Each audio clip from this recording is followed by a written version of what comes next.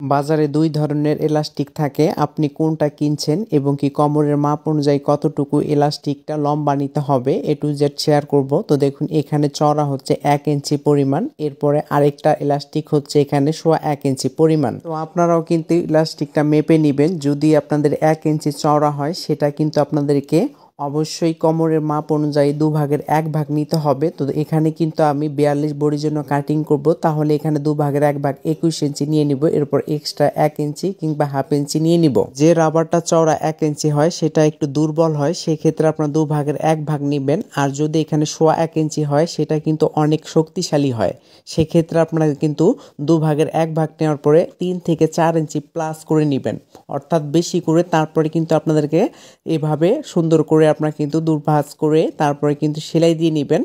এরপরে জাস্ট আপনাদেরকে সেটিং করতে হবে।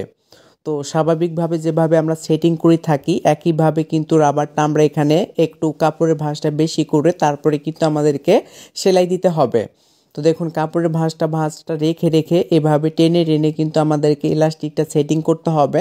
তো এভাবে করে কিন্তু আমরা ১.৫ ইঞ্চি চওড়া এবং কি ১ ইঞ্চি চওড়া হলে কতটুকু নিতে হয় এবং কি সেটিং কিভাবে করতে হয় আশা করি আপনারা খুব সহজভাবে শিখতে পারছেন। তো এভাবে করে আপনারা কিন্তু সেটিং করে নেবেন। ভিডিওটি ভালো লাগলে লাইক কমেন্ট শেয়ার করবেন।